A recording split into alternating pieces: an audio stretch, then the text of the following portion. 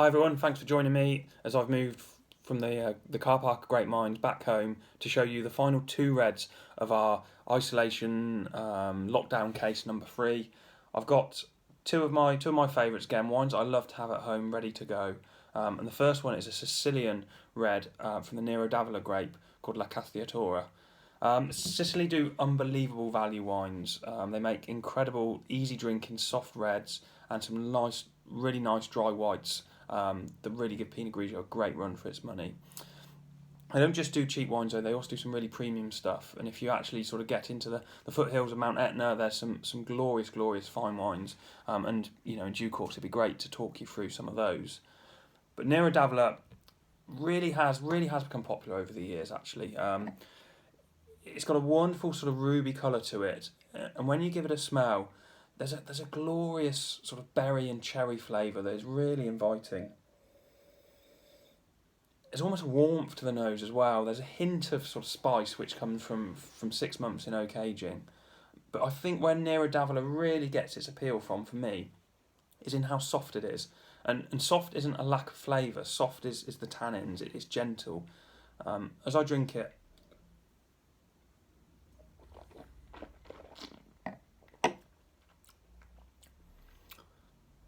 yeah, it's lovely. The fruit's really there. Raspberry, strawberry, red cherry, and yeah, a hint of oak as well there.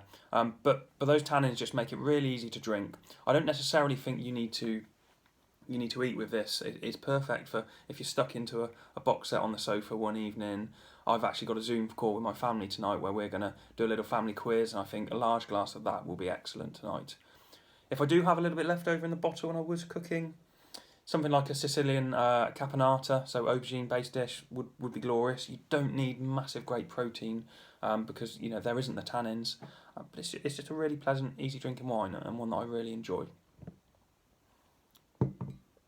Now our second red that I'm going to show you, the third red of the case, is this Chateau de Gravier from Vignoble Labouzan. This is a Bordeaux Superior from the Grave region of Bordeaux. So the left bank down towards the southern end of Bordeaux, really known for their Cabernet Sauvignon really more than their Merlot, but this is actually 100% Merlot.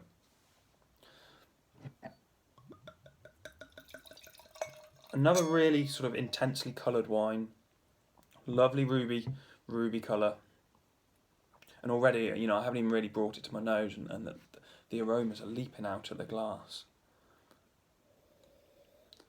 Bordeaux can be a really tricky region to buy from if you're not too confident on what you're buying. This is a Bordeaux Superior. Hopefully you can just see it on the bottle here, given the lighting. And that basically means it comes from chateaux of generally lesser known appellations such as Grave, so not your fancy Margots or Saint Juliennes, but they still have quality standards to match, including a minimum of 12 months oak aging, which this has gone through.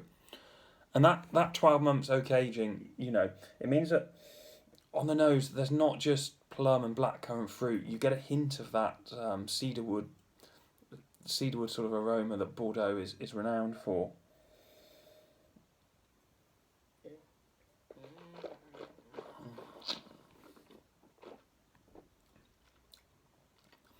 And that's lovely. That on the palate there, that is really quite intense. That's lovely and deep and full flavoured. And whereas if the Nero d'Avola we showed a minute ago was easy drinking to sit on the sofa, I think that's something like a really nice slowly cooked stew, oxtail stew, something like that would be glorious for that. A superb example of Bordeaux, still a really reasonable price. This comes in at $13.99. So one you can still crack open every day.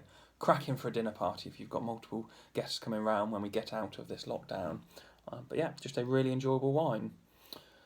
So I think that probably rounds up our whistle stop tour of our third case. I hope you guys really enjoy it. Please keep giving us feedback on the videos and on the wines in the cases, and let us know which ones your favourite are. It's superb to come into emails from you guys and voicemail messages where you let us know how you've been getting on with the wines, and it really does help me and Michael at the moment as we get through this lockdown period as well. Thanks for all your support. Look forward to speaking to you all soon. Thanks ever so much.